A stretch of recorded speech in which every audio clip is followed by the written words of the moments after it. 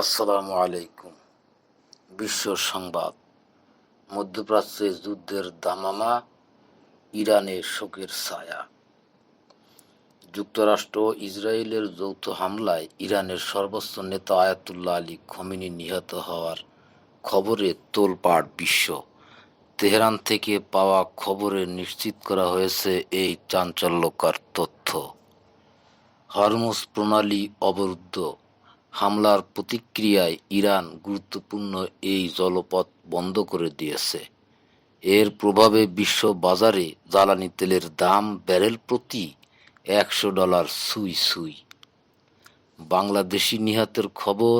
আমিরাতে ইরানের পাল্টা ড্রোন হামলায় একজন বাংলাদেশি সহ 3 জনের মৃত্যুর খবর পাওয়া গেছে। সরকার পরিস্থিতির উপর নিবিড় নজর রাখছে। জাতীয় রাজনীতি, নতুন বাংলাদেশের নতুন সমীকরণ। সংসদ অধিবেশন ডাক। আগামী 12ই মার্চ বসছে 13তম জাতীয় সংসদের প্রথম অধিবেশন। স্বরাষ্ট্রমন্ত্রী সালাউদ্দিন আহমেদ জানিয়েছেন, অন্তর্বর্তীকালীন সরকারের 133টি অধ্যাদেশ সেদিনই সংসদে তোলা হবে। সহনশীলতার আহ্বান। নির্বাচন পরবর্তী সহিংসতা বন্ধে কঠোর হুঁশিয়ারি দিয়েছেন জামাত সেক্রেটারি জেনারেল মিয়া গোলাম পরোয়ার।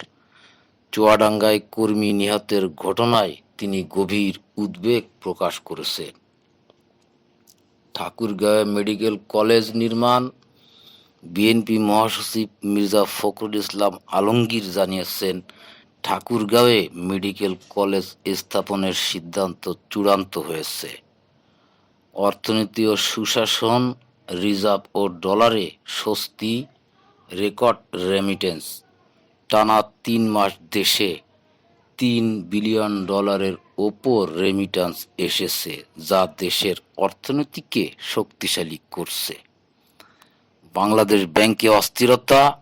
গভর্নর পরিবর্তন ও কর্মকর্তাদের বদলি নিয়ে কেন্দ্রীয় ব্যাংকে মব পরিস্থিতি তৈরি হয়েছে। পণ্যমূল্য নিয়ন্ত্রণ।